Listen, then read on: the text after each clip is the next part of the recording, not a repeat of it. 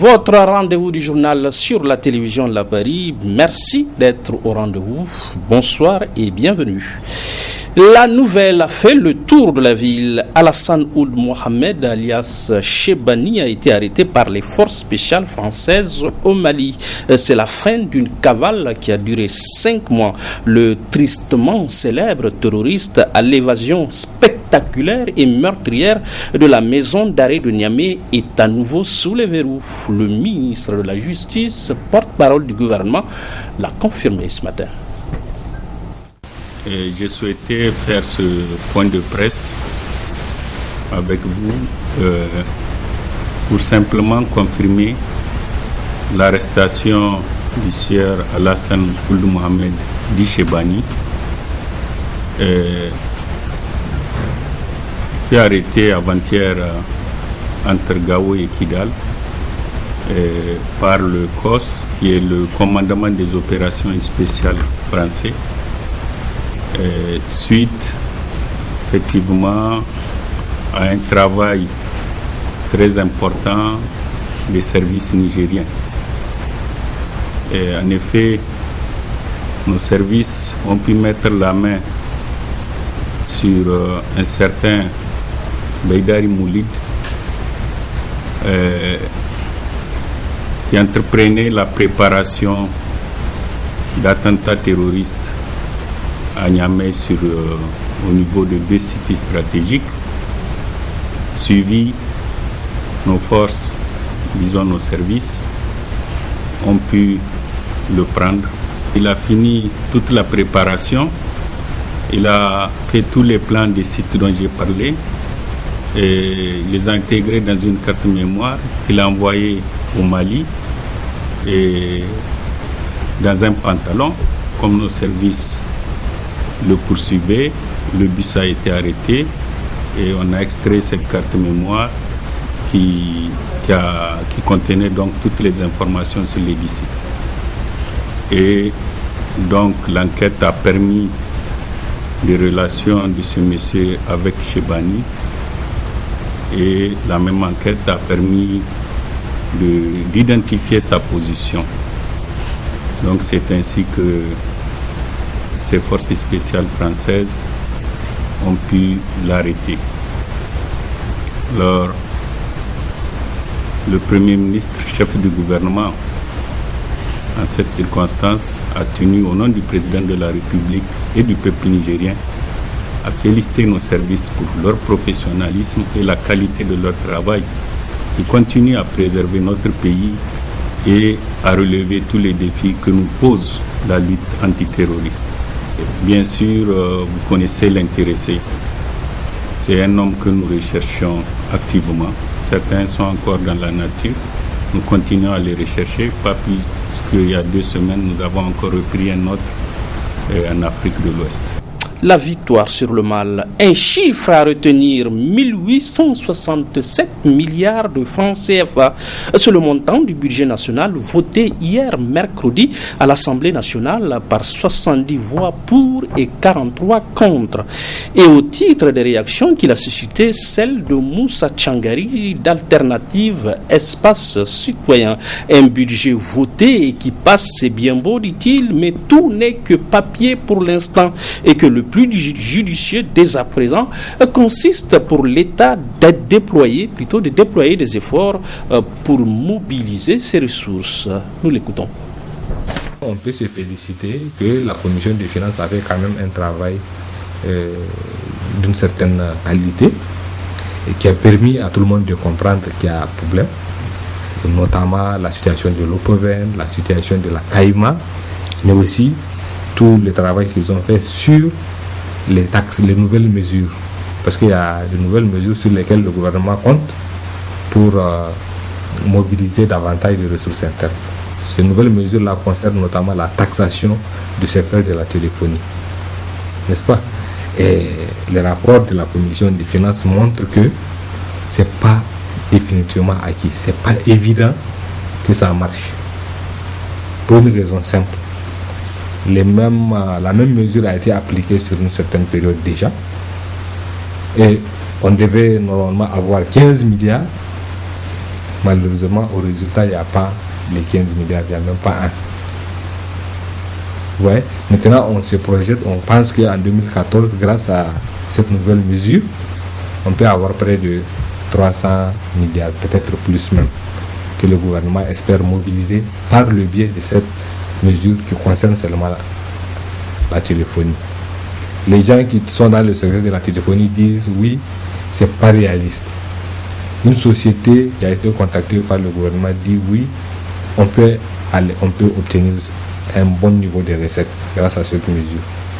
Et mieux si on n'a pas l'argent attendu que la société pourrait compenser. Mais toujours est-il que le système qui permet de faire ce contrôle n'est pas encore en place. Donc les questions restent totalement posées. Et je pense qu'une des choses que tout le monde a regardé, c'est aussi une des choses sur laquelle tout le monde s'interroge, c'est le réalisme de ce budget-là. On parle de 1441 milliards à 1867 milliards, 1804 milliards, puis 1867. Tout le monde se demande est-ce que c'est réaliste au vu des performances antérieures. C'est-à-dire on a vu 2012, on était à moins de 55% d'exécution du budget. 2013, la situation provisoire jusqu'à fin septembre montre qu'on est à peu près à fin décembre 2013, on ne pourrait pas dépasser aussi les 55% d'exécution. Pour le budget d'investissement, il y a même une étude qui a montré que de façon récurrente, on a des problèmes. Le budget d'investissement est exécuté à moins de 40%, dans l'ensemble, loin moins de 40%. Donc, la question que tout le monde se pose, est-ce que ce budget est réaliste? Parce que ça sert à quoi de dire oui, le Niger a un budget de 1800 et quelques, et puis à la fin de l'année, on a la moitié. Économie encore, restons-y avec cette mise au point de la Direction générale des douanes dans un communiqué de presse rendu public ce jeudi relatif à la taxation des produits laitiers. La douane assure le syndicat des commerçants importateurs-exportateurs que bon nombre de produits laitiers actuellement sur le marché ne sont pas concernés par cette taxation. D'amples explications avec Attaher Baba, directeur de la réglementation à la Direction générale des douanes. Nous l'écoutons. Depuis quelques jours, un battage médiatique tendancieux distille des informations erronées sur la taxation des produits laitiers à l'importation, à l'effet sans doute de justifier une hausse de prix artificielle et s'aimer ainsi la psychose au niveau des consommateurs nigériens. Ainsi, au cours du mois de juillet 2013, les agents de la direction de la lutte contre la fraude ont entrepris une enquête sur les fraudes perpétrées par les importateurs et leurs déclarants pour acquitter le droit de douane au taux de 5% au lieu de 20% à l'importation du lait et de certains produits laitiers. Conformément aux règles d'usage, des discussions ont été entamées avec les acteurs concernés. En effet, de par sa nature, le fonctionnement des services des douanes fait apparaître de temps à autre des divergences avec les usagers dans l'interprétation des textes. Ces divergences trouvent souvent un dénouement rapide à la satisfaction des parties à travers de réels efforts de conciliation. Curieusement, cette fois-ci, très vite, un groupe d'importateurs a pris le parti d'en référer à un syndicat qui adressera un courrier au directeur général des douanes pour se plaindre d'une réactivation d'une circulaire de 2003 qui serait de nature à créer des incompréhensions entre eux et la direction de la lutte contre la fraude et pour indiquer leur manière à eux de classer les produits laitiers dans le tarif des douanes. Plusieurs autres autorités furent également destinataires de ce courrier, à savoir le ministère du Commerce et de la Promotion du secteur privé, le ministère de la Santé publique, la Chambre de commerce, d'industrie, d'artisanat, la Haute Autorité de lutte contre la corruption et les infractions associées, ALSIA. Dans sa réponse, le directeur général des douanes a indiqué au président du syndicat des commerçants importateurs grossistes du Niger que la circulaire de 2003 n'avait nullement pour objet de déterminer un classement arbitraire des produits laitiers et rappelait simplement aux agents des douanes et aux usagers du service l'existence de normes qui régissent la différence entre les produits laitiers du chapitre 4 et les préparations à base de lait et des produits laitiers du chapitre 19. La dite circulaire n'a été ni mise en veilleuse ni rapportée, dans la mesure où les normes dont elle parlait continuent à déterminer le classement universel des produits laitiers dans toutes les nomenclatures basées sur le système harmonisé de désignation et de codification des marchandises initié et géré par l'Organisation mondiale des douanes. Le directeur général des douanes a exprimé sa disponibilité à examiner le dossier avec tous les acteurs intéressés. Mais au lieu de la démarche consensuelle ainsi proposée, le président du syndicat a renvoyé une nouvelle correspondance avec des ampliations plus larges. Présidence de la République, primature notamment. Pour cette remercier le directeur général des douanes de sa littérature, mais aussi pour ajouter une nouvelle dimension au débat, à savoir la question de la taxation des produits laitiers à la TVA. Il convient de préciser qu'entre-temps, il est apparu une anomalie dans la taxation effective de certains produits laitiers de la position 1901, en contradiction avec les termes de la loi 2005-12 du 10 mai 2005, portant deuxième rectification à la loi 2004-55 du 25 octobre 2004, portant loi de finances pour l'année budgétaire 2005. L'erreur qui devait être corrigée était partie de la circulaire de notification de la mesure envoyée dans les unités avant la parution du texte de loi.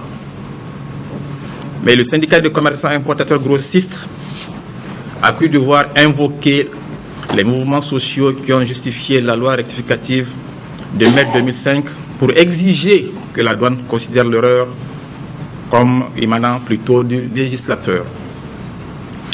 Si l'administration adoptait une telle conduite, elle s'écarterait gravement de la voie légale. C'est le lieu d'indiquer qu'une bonne partie des produits laitiers en vente sur le marché local n'est nullement concernée par ce débat, contrairement aux affirmations véhiculées. Tel est le cas du lait en poudre Nido ou Lacstar.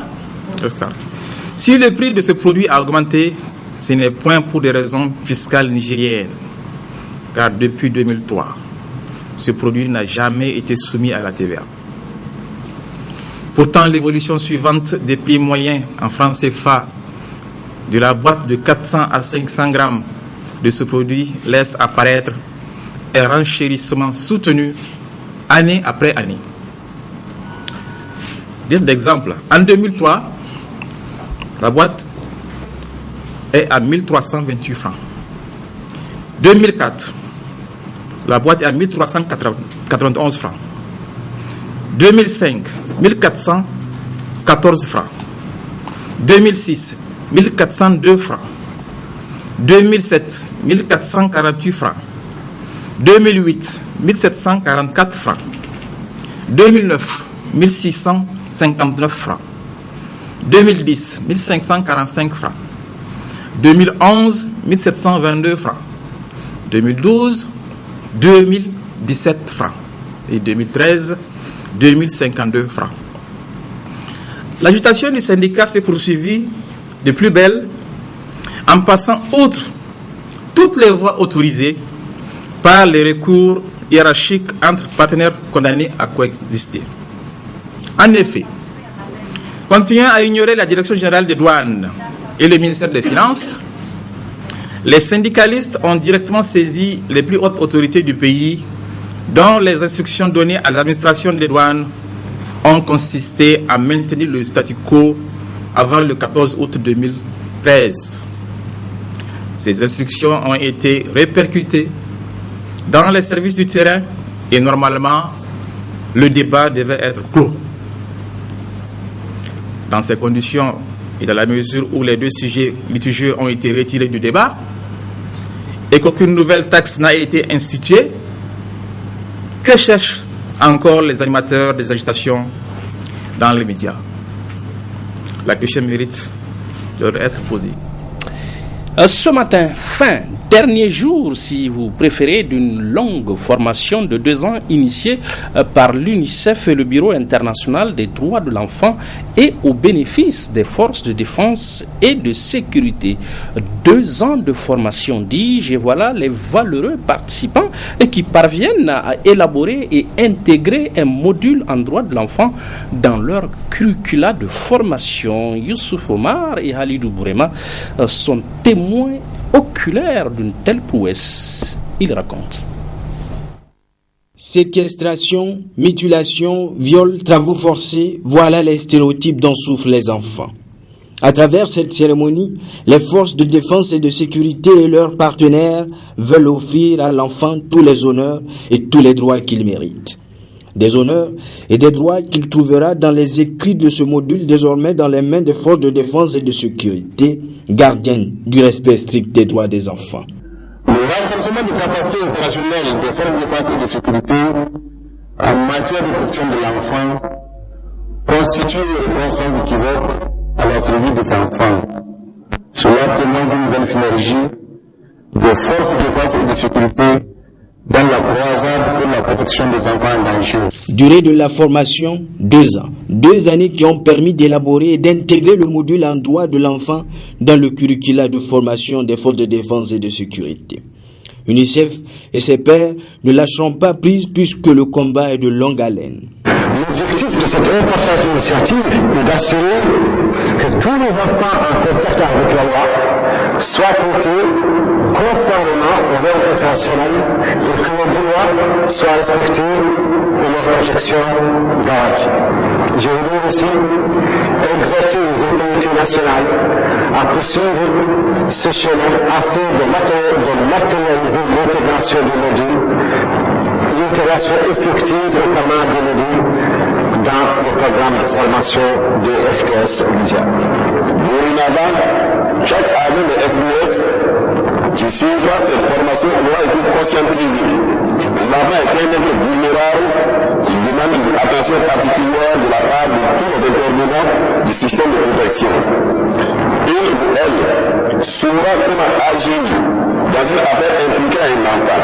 Ces sketchs sont offerts par les élèves de l'école du Britannique militaire, des sketchs sur la violation des droits de l'enfant.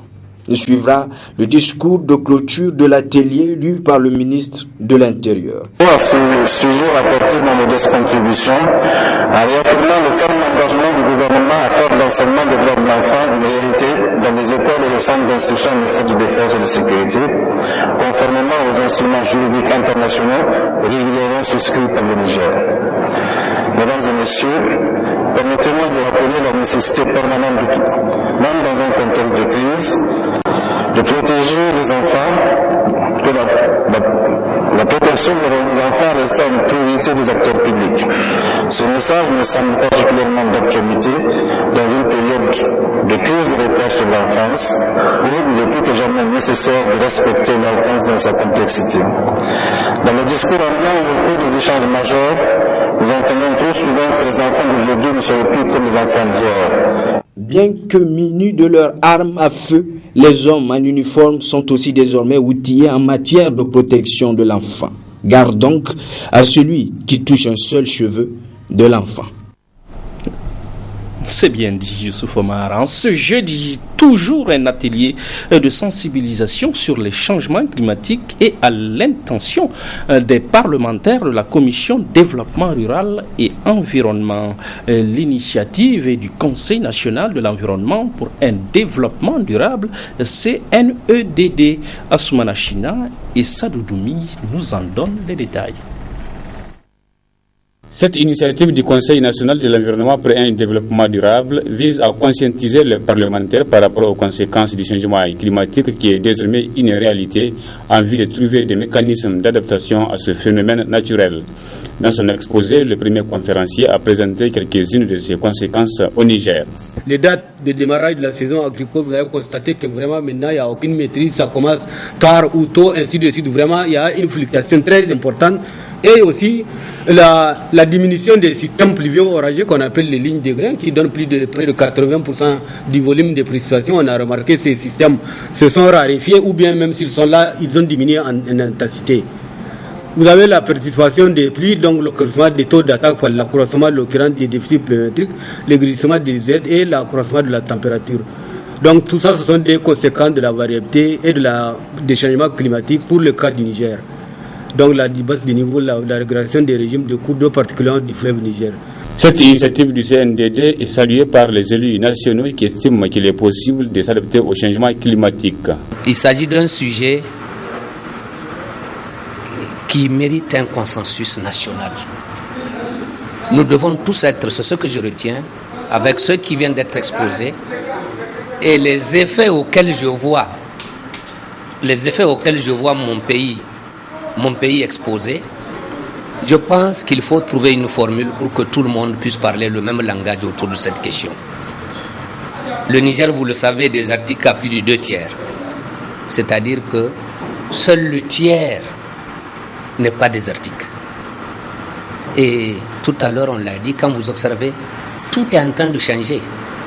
Voyez, maintenant, nous sommes au mois de décembre. C'est le mois pic pour le froid. Mais sortez le matin pour faire un peu de sport, il n'y a rien. Il n'y a pas de froid. Il faut mettre l'accent sur la recherche agronomique pour que nous puissions aller vers quelque chose de nouveau qui puisse s'adapter au cycle court. Puisque maintenant, quand vous avez la pluie, c'est mi-juin, mi-août. Donc 2 mois au plus, 2 mois et demi. Ce qui fait qu'il nous faut des variétés agricoles qui puissent tenir dans cette période.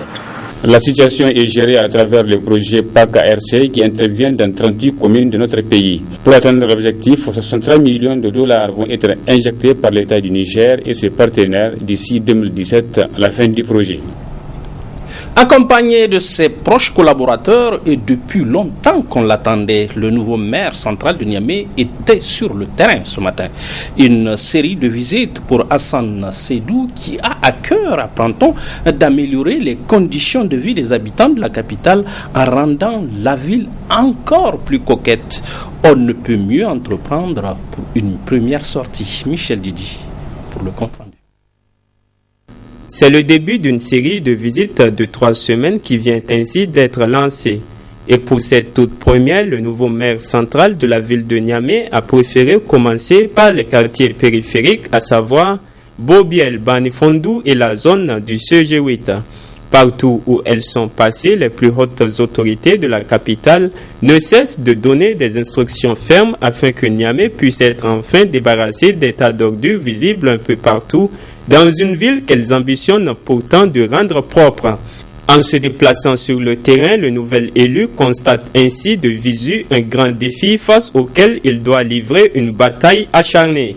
Le maire Hassan Seydou qui garde la conviction qu'il pourra y arriver avec le soutien des partenaires et de toute la population à laquelle il lance un cri de cœur. Nous avons besoin d'un accompagnement de tous les acteurs de la ville, à savoir les habitants eux-mêmes, parce que vous avez vu que partout sur les rues,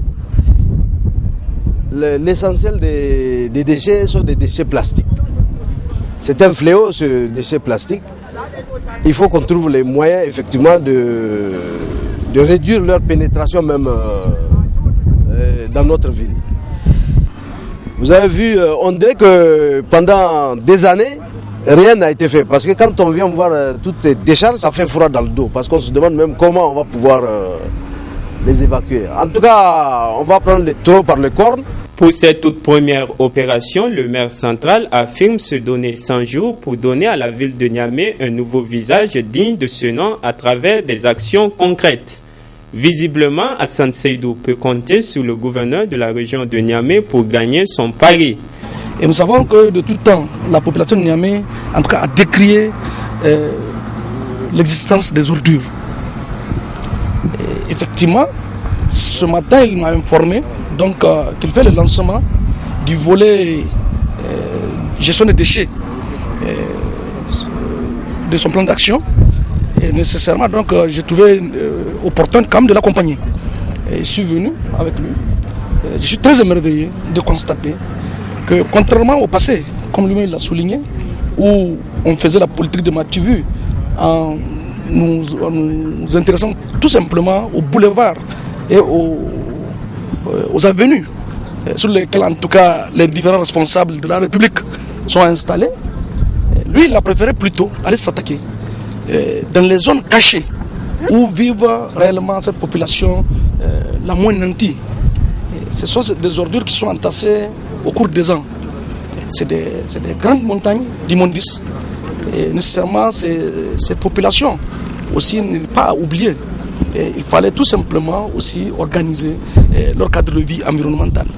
Les autorités municipales et régionales viennent ainsi sans doute de prendre un nouvel élan leur permettant de mieux réussir. Un syndicat national pour les médecins spécialistes, SNMS. Il est né ce matin à l'issue d'une assemblée générale constitutive à l'hôpital national de Niamey. Et les membres de son bureau sont déjà connus, nous rapportent entre autres Memouna Daouda et Omar Moussa. Syndicat des médecins spécialistes ISMES, c'est le nom d'un nouveau syndicat dans le secteur de la santé.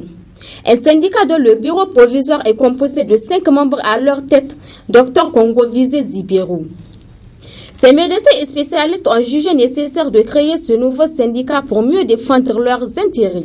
Vu les conventions fondamentales de l'Organisation internationale du travail, notamment la Convention 87 sur la liberté syndicale et la protection du droit syndical, la Convention 98 sur le droit d'organisation et de négociation collective, vu la Constitution du 25 novembre 2010 qui garantit entre autres les droits et libertés syndicaux, considérant le besoin croissant de la population nigérienne en soins de qualité et pointus, considérant le caractère obsolète du plateau technique dans nos structures hospitalières, engendrant ainsi des évacuations intempestives des malades vers les pays étrangers, avec ses corollaires d'hémorragie financière pour le Trésor national. Considérant que l'État du Niger a formé des spécialistes à grands frais, considérant le traitement injuste et inéquitable réservé aux médecins spécialistes, ayant pour conséquence leur démotivation et l'hésitation des médecins généralistes à se spécialiser, eu égard à tout ce qui précède, nous, médecins spécialistes nigériens, décidons de la création du syndicat national des médecins spécialistes dénommé SMES. À cet effet, nous demandons aux responsables du ministère de la Santé publique de tenir compte de cette nouvelle donne dans toutes les prises de décision. Ce nouveau-né de la famille des syndicats qu'est le syndicat des médecins spécialistes ISMES affiche sa détermination à accomplir la mission qui lui est confiée. L'exploitation minière au Niger, notamment celle relative à l'uranium. Mais où va donc l'argent? C'est la problématique que soulève le réseau des organisations pour la transparence et l'analyse budgétaire ROTAB et OSIWA, Open Secret Initiative for West Africa. Le compte-rendu de Issa Hamidou Miyaki. Décideurs politiques, députés nationaux, élus locaux, partenaires techniques et financiers, acteurs de la société civile nigérienne, tous sont là présents, réunis pour procéder à la validation d'une étude commanditée conjointement et par le réseau des organisations pour la transparence et l'analyse budgétaire ROTAB et par OSIWA, Open Society Initiative for West Africa. Et pour les besoins de la circonstance, l'auteur même du rapport a fait le déplacement de Niamey pour témoigner du sérieux qui entoure l'étude menée. L'État recueille-t-il tout ce qu'il devrait avoir des compagnies d'extraction? Est-ce que ce partage du ressources des compagnies d'extraction est équitable? Tout ça sont des questions qui doivent se faire et cela peut appeler sans doute l'application stricte du Code minier de 2006, la révision de certaines dispositions légales et puis la traçabilité et la transparence dans toutes les opérations liées, n'est-ce pas, à ces industries extractives-là. Connaissant l'activisme effréné du réseau des organisations pour la transparence et l'analyse budgétaire OTAB, fortement accompagné dans cette approche par OSIWA, Open Society Initiative for West Africa, et sachant la problématique dégagée pour sous-tendre cette étude diligentée, à savoir où va l'argent tiré de l'exploitation minière, notamment l'uranium, on peut parfaitement s'interroger sur le caractère provocateur de son libellé, que certains peuvent bien entrevoir. L'intention n'est pas de provoquer, il est simplement de rechercher la vérité, de retracer les revenus de l'uranium, de savoir quels sont exactement ces revenus dans la mesure du possible, comment ces revenus sont utilisés et qui en bénéficient, parce que à l'évidence, selon la recherche, selon les citoyens nigériens, ils n'en bénéficient pas, pour ainsi dire, puisque après plus d'un demi-siècle d'exploitation de l'uranium au Niger, le pays est classé en 2013 à la queue des nations sur l'indice de développement humain du PNUD. Et puis, le constat est évident, tout simplement. Vous voyez bien que le Niger manque d'infrastructures, que les villes de l'intérieur du Niger manquent parfois de tout, y compris même d'une école digne de ce nom, d'une infrastructure sanitaire ou alors de certaines commodités pour la jeunesse ou les personnes handicapées, puisque pour les femmes aussi, puisque ces trois composantes de la société que je viens de citer sont des cibles prioritaires pour OSIWA. Revenu tiré de l'exploitation de l'uranium, où va l'argent? En d'autres termes, à qui cela peut bien profiter? Voilà à l'heure actuelle dans notre pays, le Niger, une préoccupation essentielle qui suscite l'intérêt évident de l'assistance. Nous sommes tous satisfaits de cet atelier de validation qui, vous le rappelez, s'est tenu ce matin. Le constat a été partagé par l'ensemble des participants qui étaient composés à la fois d'acteurs gouvernementaux, d'élus locaux, de simples citoyens et de nombreuses organisations de la société civile. Donc tous ont partagé nos constats et ont fait des propositions constructives dans le sens de l'amélioration du rapport qui, comme ils l'ont dit, n'est-ce pas, est une bonne base de travail et dont pour lequel des activités de suivi doivent être organisées afin qu'on traduise concrètement, n'est-ce pas, les recommandations qui ont été faites. Où va l'argent des ressources tirées de l'exploitation de l'uranium? Tel est le thème de cette étude soumise à la validation des uns et des autres. Puisqu'il en est ainsi, posons alors avec eux la question. Où va justement l'argent de l'uranium nigérien? Si l'exploitation dure depuis plus d'un demi-siècle et que ceux qui exploitent continuent à exploiter, certainement qu'ils en tirent quelque chose. Parce que je pense que pour se rendre compte qu'on ne profite pas de quelque chose, un demi-siècle et même un peu plus, c'est un peu long. Donc, selon les résultats de cette recherche, qui s'est donc conduite à travers donc, une analyse documentaire importante, à travers des entretiens de terrain, à travers des questionnaires qui ont été administrés dans les régions d'Agadez et de Tillabéri essentiellement. Voilà. Les populations ne tirent pas grand-chose de ces ressources et c'est les compagnies qui, pour ainsi dire, la part du lion, avec par exemple des exonérations fiscales carrément hallucinantes qui se comptent en dizaines de milliards de francs CFA. Le rapport a validé sur où va l'argent tiré de l'exploitation de l'uranium valide un constat établi et d'une évidence criarde que les populations nigériennes vivent permanemment dans leur place de dernier pays de la planète Terre en indice de développement humain IDH. En Thaïlande, la motion de censure déposée contre le gouvernement de Yingluck Shinawatra a été rejetée. Mais cela ne semble pas décourager les manifestants qui ont réussi aujourd'hui à couper l'électricité à la police au plein centre de Bangkok. Le compte rendu.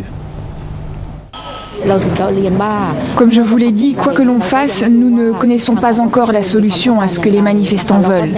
Si nous avons la possibilité de dialoguer, s'il vous plaît, arrêtez les manifestations pour la paix du pays, pour le bien des Thaïlandais. Je vous en prie, parce que les manifestations n'améliorent pas la situation. Fin de ce journal, merci à vous et excellente fin de soirée à notre compagnie. Au revoir.